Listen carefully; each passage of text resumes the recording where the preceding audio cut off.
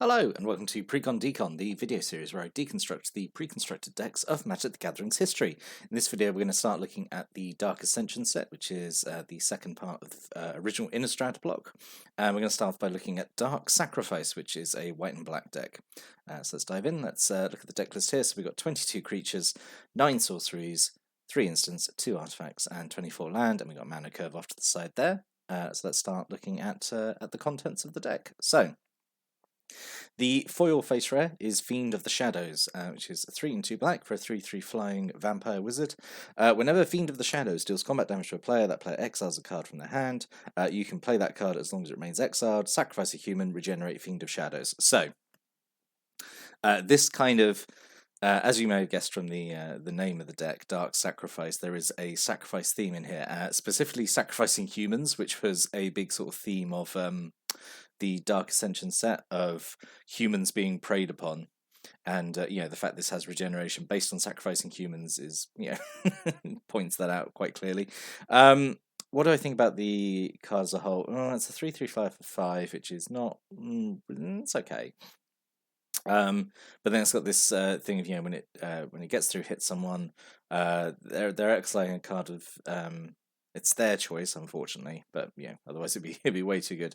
And then you can play the card as long as it remains exiled. This doesn't have like modern templating where you can you can use mana of any color to cast it. So really, this effect only matters against other, like, I guess, black and white decks. Against other decks, you're just exiling a card, but it's a card of their choice. So they could just, well, I suppose if they do a land, then you can play the land, I suppose. But yeah, it's all right. It's not. I am not too excited by it really. But whatever. So the other, which I think is a lot more interesting. So back when I was looking at the new Phyrexia decks, I said like, oh, it's weird that they or not weird. It seems to be the new standard that they're bringing in rares from previous sets. So now going forward, it's not necessarily the rares are always from the same set, and that's carried on now because Champion of the Parish is from the previous sets, from previous Innistrad. And I think this is a good choice going forward. It just means that they don't have to use, I guess, rares that aren't as good from the from the smaller set. They can use something that has a bit more synergy with the deck. Personally, so yeah, I think it's a good idea. So Champion of the Parish, 1 white mana for a 1/1. Whenever another human enters the battlefield under your control, gets +1/+1 counter.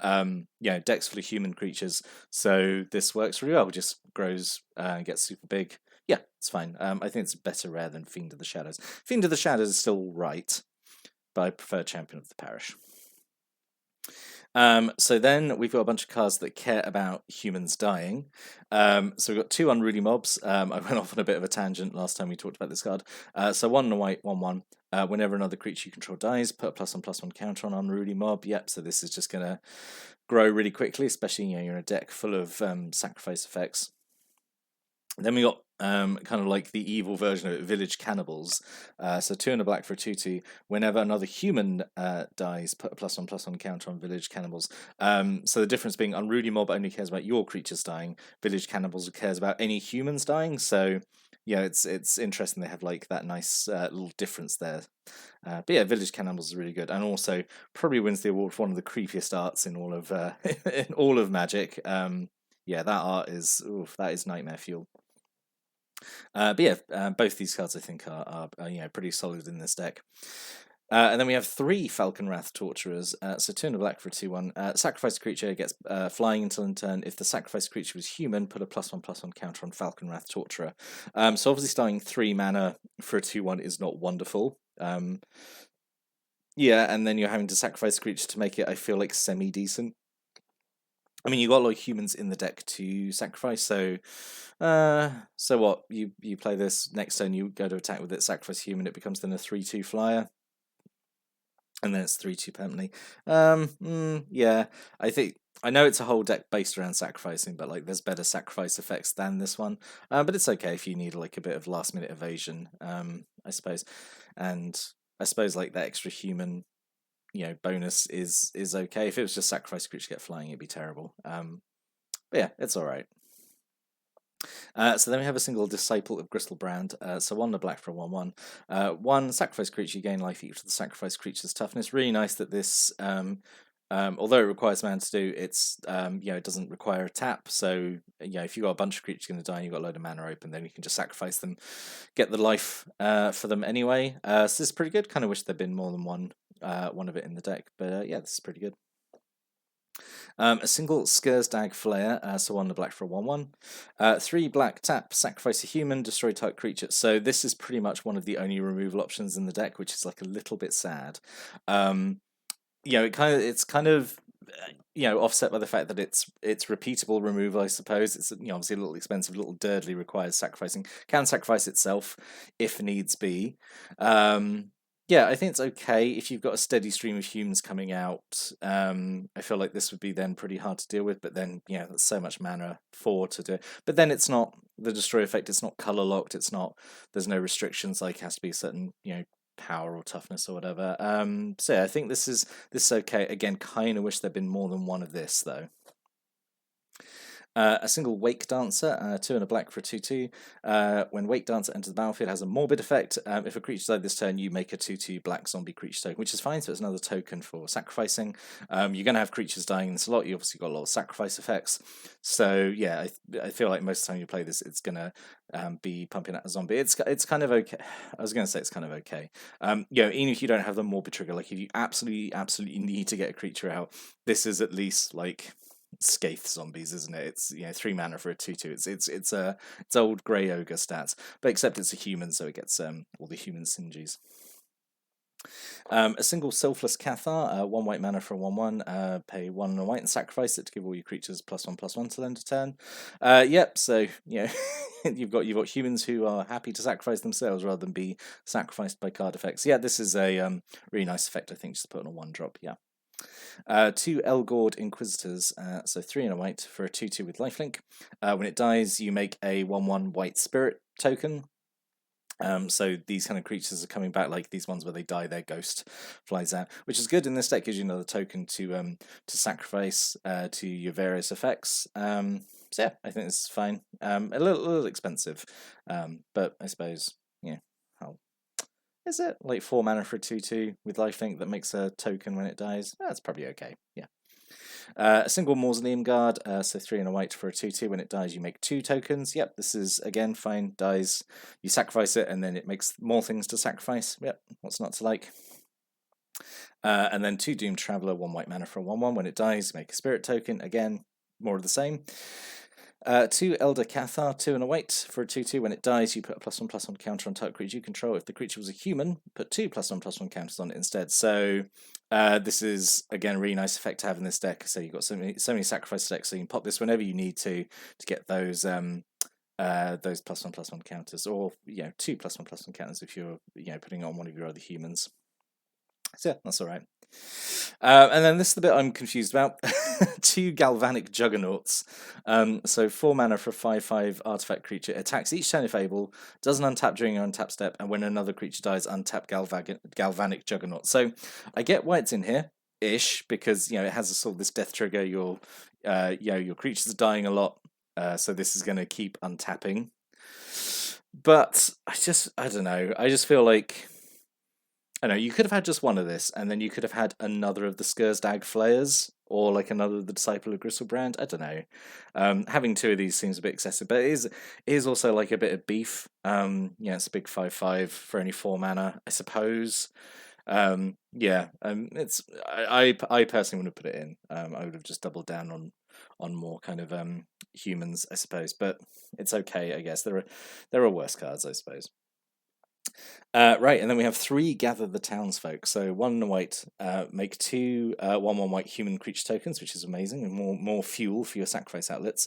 It also has this keyword Fateful Hour, which was introduced in Dark Ascension, and I don't think has ever been used since, because I think it was very unpopular following testing. But I quite like it. I think it's a very flavorful keyword. So Fateful Hour, if you have 5 or less life, which is all the Fateful Hour things, they all rely on you having 5 or less life. You get 5 tokens instead. So if you're not doing so great, then you can you make 5 tokens instead, which is good because because you're down to 5 or less life, you're probably not in a great situation, so you need a bigger effect from a spell like this. So even without Fateful Hour, this is kind of all the things the Fateful Hour cards do. Like even if you don't have Fateful Hour, the card is fine without it, which I think is the right choice to make. Yeah, making 2 human creature tokens is obviously what the deck wants to do. It's really nice. There's 3 of these actually. A single Lingering Souls. This is really good actually. So 2 and a white, make 2 spirit tokens, and you can flash it back for 1 and a black. So 5 mana in total to make 4 spirits. 4 power in the air is pretty solid, I think. And again, they're tokens, so you don't mind sacrificing them. They'll die potentially quite easily, so you get all the death triggers. So yeah, Lingering Souls is a really solid card. Really like it. 2 Altar's Reap to turn all those creatures into card draw. So 1 in the black, instant speed, sacrifice a creature, and then draw 2 cards. I think this being instant speed actually makes it really good, because you've got a creature that's going to die anyway in combat or to removal, then Altar's Reap, and then you sacrifice it. It was going to die anyway, and you draw the cards. Really nice. There's 2 of these as well. Yeah. A single Grave Purge, so 2 and a black. Put any number of target creature cards from your graveyard on top of your library, draw a card. So this is, you could do this just for 1 card, and it's a very expensive Raise Dead, essentially. That was an instant speed, I suppose. The thing is, like, yeah, you could, like, if you've had a bunch of creatures die, you could, like, restock the top of your library with them. But then you're kind of locked into those cards then until you draw them all again, I suppose. I like that it's got the flexibility. It can be any number of them. I would say, I don't know, 1 or 2 is probably the best, because I say you don't want to lock yourself out of potentially new draws. But you can put them back in any order, I think, which is okay. It's all right. It's kind of a weird, cute little spell, I suppose. Single Unburial Rites, which is another really good. The black and white flashback spells are really good. So 4 and a black, you just get a creature from your graveyard back to the battlefield, and you can flash back for 3 and a white. Really interesting. The flashback is cheaper than its normal casting cost. So you get 2 use out of this. I think that's pretty good. Yeah, I just think it's pretty solid. So you've got creatures dying all over the place, so bringing them back, is good. And then 2 Death's Caress, which is kind of like the only real solid removal in the deck, which is kind of a shame because it's a little clunky. Because it's 3 and 2 black at sorcery speed, which is not wonderful. It's very expensive and very slow. Destroy target creatures, so there's no restrictions on it, at least, I suppose. If that creature was a human, you gain life equal to its toughness. So, yeah, it's very expensive, but it does have a very minor upside, I suppose. As I say, it's not color locked. It's not like non-black creatures or only creatures of a specific type. It's just a little expensive. It's just a little dirtly. Yeah. And then 2 Night Terrors, 2 and a black sorcery. Type player reveals their hand. You choose a non-land card from exile it. It's okay, I suppose. I think I would have just preferred this to be like another removal card, I suppose, rather than this. Yeah, but it's fine. It's not terrible. A single Avacyn's Collar, so 1 mana artifact. It's an equipment. Equipped creature gets +1/+0 on vigilance. When the equipped creature dies, if it was a human, you make a spirit creature token, which is again another way of pumping out tokens for sacrifice. And then a single Demon Male Hawberk, 4 mana equipment. Equipped creature gets +4/+2, which is a big boost. And the equip cost is to sacrifice a creature, which is again what this deck kind of wants to do. Yeah, and you've got a bunch of things to sacrifice, and like this is like a really big buff to put on something. And then really interesting, I have a non-basic land in here, which is always a bit of a rarity to see in these decks. Haunted Fengraf. Taps to give you colorless, and you can pay 3, tap, sacrifice it, return a creature card at random from your graveyard to your hand. Like it being random is honestly not great. I really don't like random effects. I think I would have preferred if this had been maybe like 1 extra man, like 4, and like you just got to choose. I think that would have been perfectly fine. I don't know why it needs to be cheaper and random, because you've got no ways of really manipulating the odds in your favor. You've got nothing that can really like exile cards from your graveyard to so you get the right thing. So, but it's I suppose it's better than nothing. And then 12 plains, 11 swamps. So what could have been? So what was I going to say on this? So the card selection is kind of a, I don't know. I think it's all right. I do like the theme. I do like black white humans sacrifice. I do actually like that. I think that's a fun theme to go with. I just think there's a few cards that could have done a little better, like Fiend of the Shadows. Sacrificing human to regenerate is all right. It's on theme, but I don't know. I'm just trying to think of other potential cards. Increasing Devotion, I think, was an option here. So 3 and 2 white, you make 5 creature tokens, and if you flash it back, you get 10 tokens instead. So you just go absolutely wide with a bunch of humans. Thraben Doomsayer as well. This would have been, I think, maybe interesting as the foil face rare instead. So 1 and 2 white for a 2/2 taps to make a human creature token, which is what the deck wants. It wants a bunch of human creature tokens to sacrifice for various effects, and then it has Fateful Hour. If you have 5 or less life, all your creatures get +2/+2, which is fairly solid. Okay, it does require you to go down to 5 or less life though, but then it's a fairly big buff. Tragic Slip really should have been here. Really would have liked this instead of maybe like the Night Terrors, like just a bit more removal, because the I can't remember what it's called, Clutch of Death. I can't remember what it was called now. But yeah, that's really slow, dirtly removal. Tragic Slip is like such a good removal spell. 1 black mana.